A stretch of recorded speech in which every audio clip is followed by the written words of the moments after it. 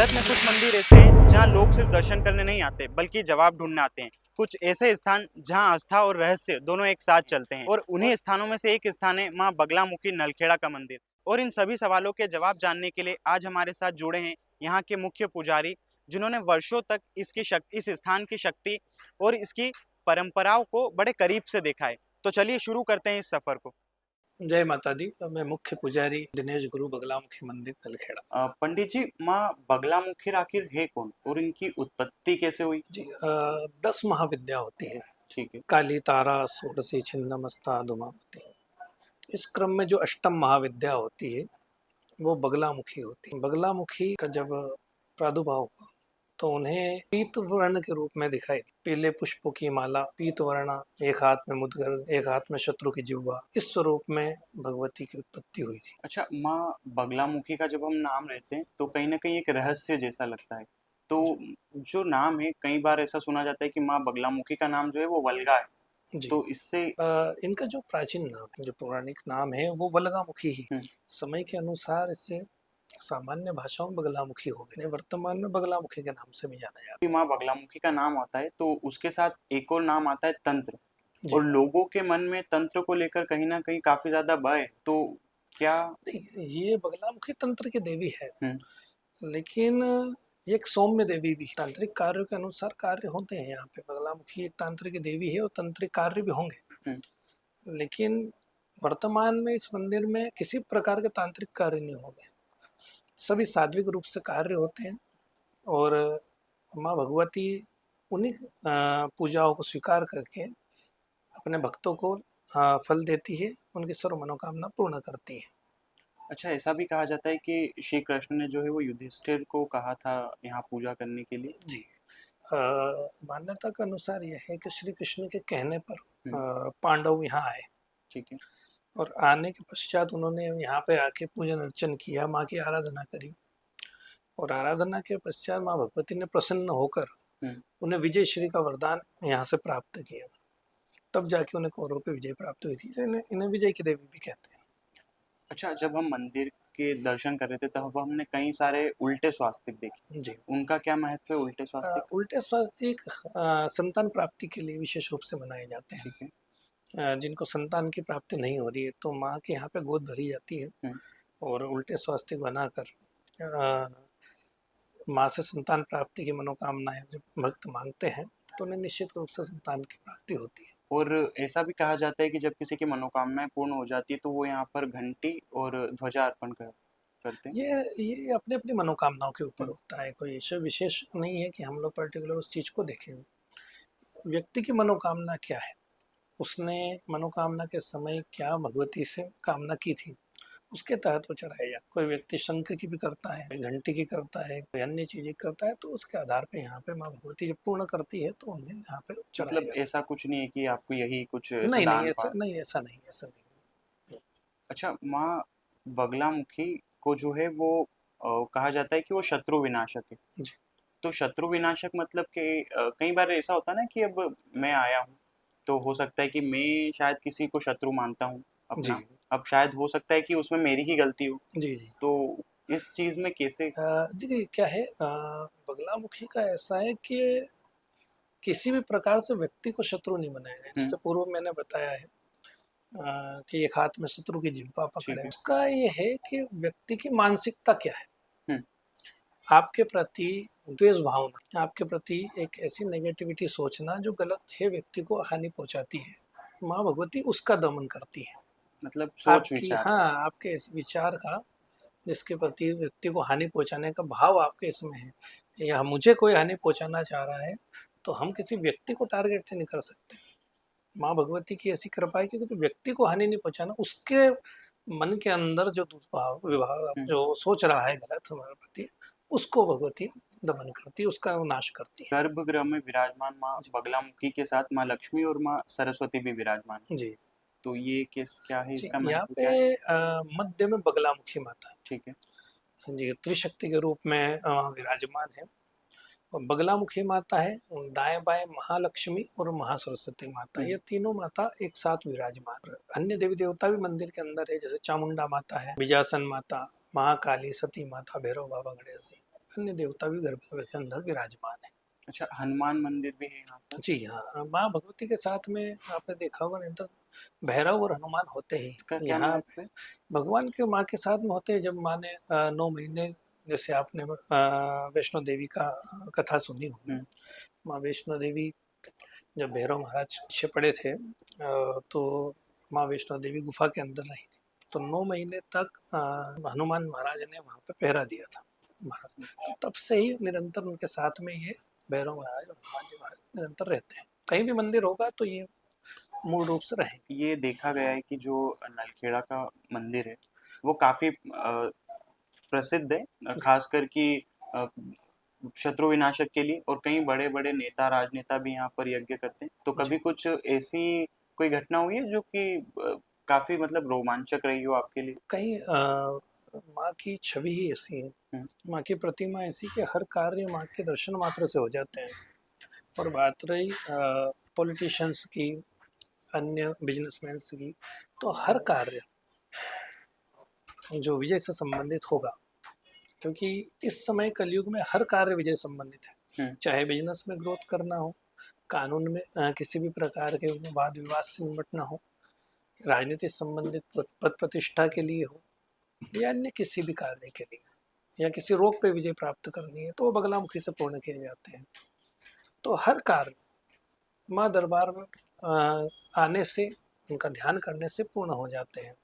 और कई हमने ऐसे भी देखे हैं कि यहाँ पे आए, दर्शन किए, वो घर भी नहीं पहुँचे और उससे पूर्व ही उनके कार्य हो गए। ऐसे कई लोग हैं। और निरंतर भक्तों की भीड़ यहाँ पे लगी हुई है, बड़े से बड़े लोग यहाँ आ रहे हैं, तो उनके कार्य हो रहे हैं माँ के दरबार से। जब भी हम तंत्र का नाम लेते हैं तो जीव हत्या या बलि कहीं ना कहीं उसमें आती है, जी, पर माँ बगलामुखी के यहाँ जो है वो जीव हत्या नहीं होती। नहीं, इसमें क्या है, पूर्व में होती थी, हम्म, ऐसा नहीं है। पूर्व में प्रथा थी यहाँ पर, अ, पाड़े की बलि का ठीक भी है। था। लेकिन हमारे पूर्वजों ने, हमारे जो दादा परदादा हैं, उन्होंने इसको बंद कर दिया था। क्योंकि जो कार्य सात्विक रूप से है, वो इस सब चीज़ों से नहीं है। और किसी भी जीव की हत्या करना उचित भी नहीं है। और माँ वैसे ही प्रसन्न रहती है ना, तो इसलिए ये सब बंद कर दिया था। और अब आज पूर्ण रूप से सात्विक रूप से सब कार्य होते हैं। और अभी कुछ तंत्र से संबंधित कुछ कार्य यहाँ होते हैं तंत्र? हाँ, बगलामुखी हवन अनुष्ठान होते हम्म, हैं। बगलामुखी में जो प्रयोग होते हैं मंत्रों का, उनका उच्चारण भगवती किया जाता है। लेकिन पूर्ण रूप से तांत्रिक हवन जिसे बोलते हैं, बलि आदि भी लगाई जाती है, अन्य दूसरी चीज़ों का भी प्रयोग किया जाता है, अन्य सामग्री का प्रयोग किया, वो मंदिर के अंदर वर्जित है। अच्छा, कई प्रकार के हवन के बारे में हमने सुना है, पर जी, एक मिर्ची हवन जो सिर्फ माँ बगलामुखी के यहाँ होता है, जी। उसका क्या महत्व है? मिर्ची हवन का प्रयोग शत्रुनाश के लिए हम्म, और ऋण, रोग, इन सब के लिए किया जाता है।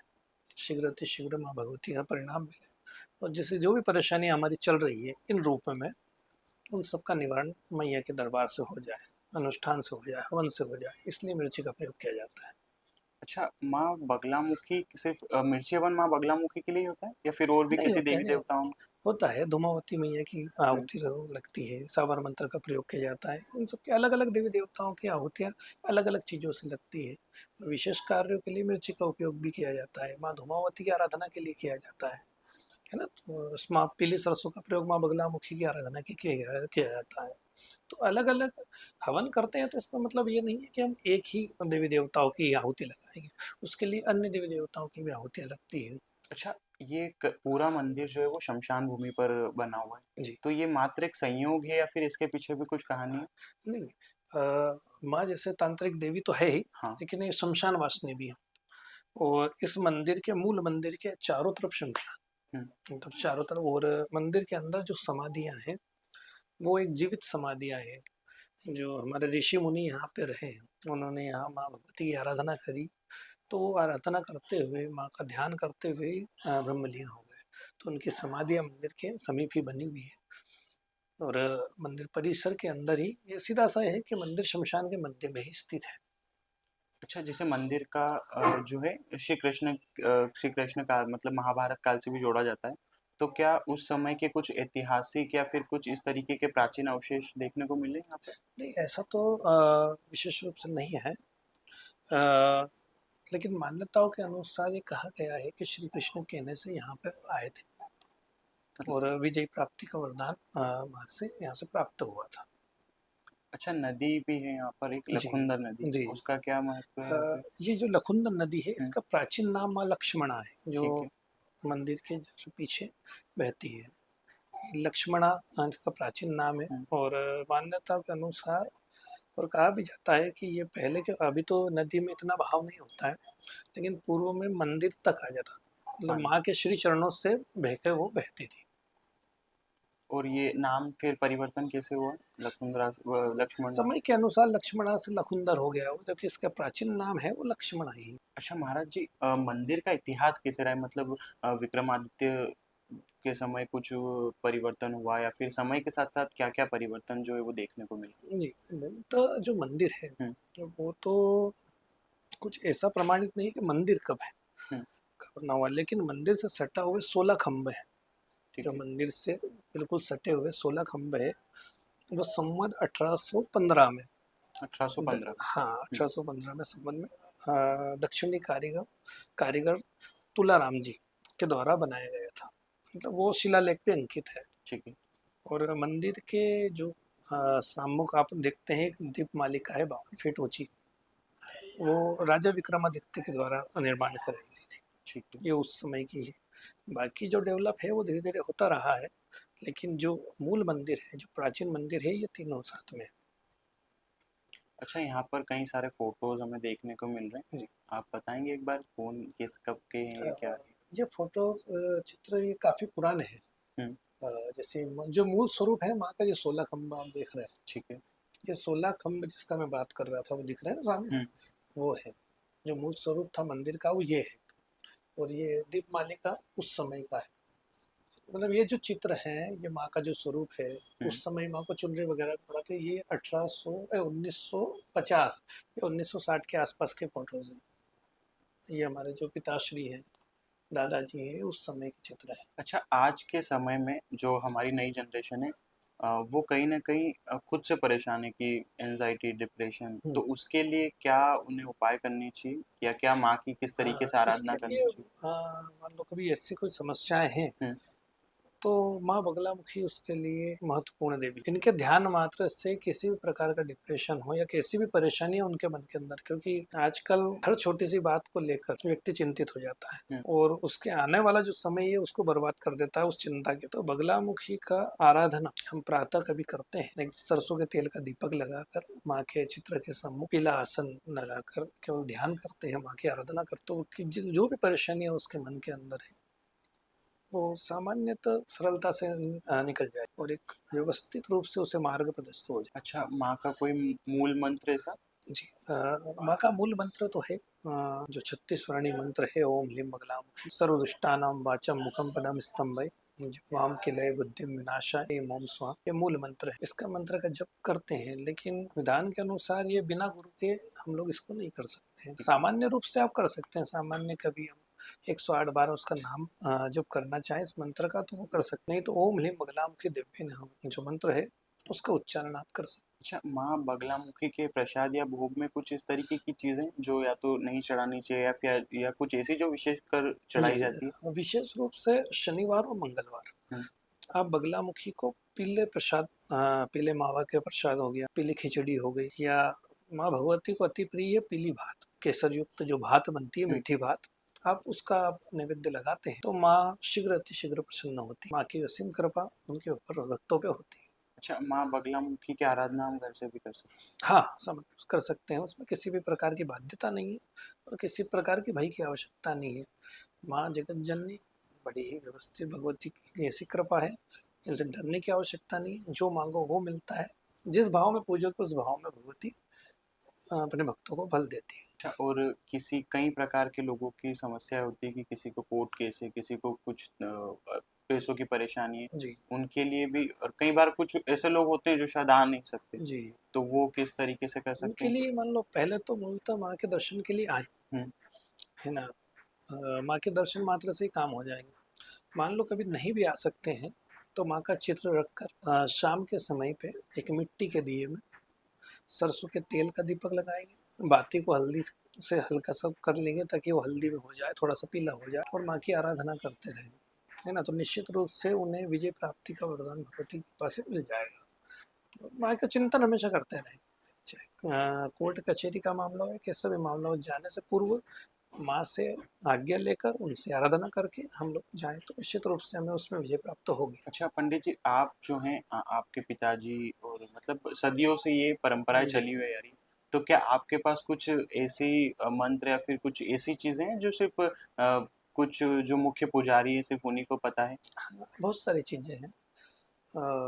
हमारे दादाजी ने बताई है, पिताजी ने बताई है। सामान्य तो उसको तो खैर बता नहीं सकते हम लोग, लेकिन आप मेरा ये है कि माँ की आप आराधना करते हो, किसी भी प्रकार की आपको अन्य पूजन की आवश्यकता नहीं है। कभी मन साफ आप एक पुष्प लेकर भी दरबार में पहुँच जाएंगे तो भी माँ भगवती की कृपा आप पे हो जाएगी। उसके लिए आपको इतना वो करने की आवश्यकता नहीं है। ये सब पद्धति है जिनसे कार्य भी होते हैं, माँ को प्रसन्न करने के लिए अनुष्ठान हवन इत्यादि होते हैं, जो हमें हमारे पुराणों में लिखा हुआ है, वेदों में लिखा हुआ है, और होता है उससे भी कार्य। लेकिन कई लोग हैं जो इतने सक्षम नहीं है कि ये सब कर पाते हैं, हम्म। इतनी व्यवस्थाएं उनके पास नहीं है।